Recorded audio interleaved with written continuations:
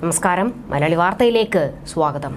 സ്ത്രീത്വം ഉരുകിയൊലിച്ചു പോയി എന്ന് നിർലജ്ജം വിലപിക്കുകയാണ് ഈ മാലാഖ. ഒരു സ്ത്രീക്ക് ചെയ്യാവുന്നതൊക്കെ രാത്രിയിൽ തലസ്ഥാന നഗരം ഈ സ്ത്രീയിൽ നിന്ന് അനുഭവിച്ചത്. കാര്യങ്ങൾ കൈവിട്ടു പോയപ്പോൾ ലൈംഗിക ചേഷ്ട എന്ന നാടകവും. ഉളുപ്പുണ്ടോ സച്ചിനെ ഭാര്യയെ കൊണ്ട് അത്തരത്തിലൊരു കേസ് കൊടുപ്പിക്കാൻ?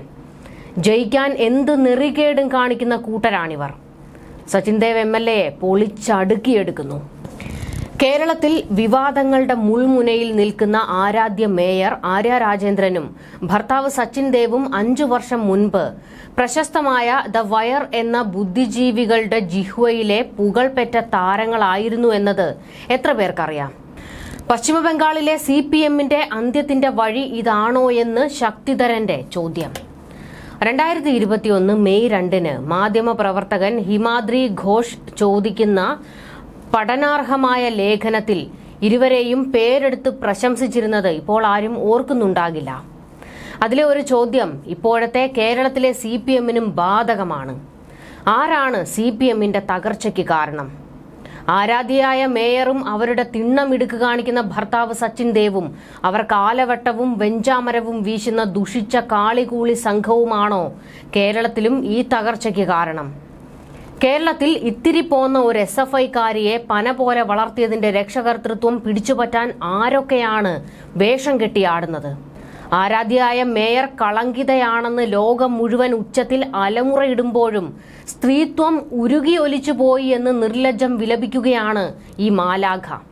ആരെങ്കിലും ആരാധ്യയായ മേയറെ തൊട്ടോ, കണ്ണുരുട്ടിയോ, കാലുകൊണ്ട് ചവിട്ടിയോ?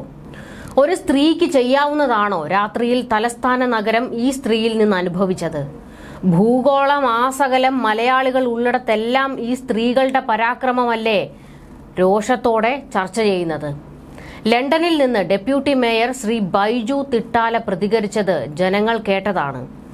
ഖ്യാതി വന്നപ്പോൾ ആരാധ്യയായ മേയർക്ക് കൈവന്ന തിമിർപ്പിന്റെ പുളപ്പ് ജനങ്ങൾക്ക് മനസ്സിലായി. എന്തൊരു വിധി വൈപരീത്യം!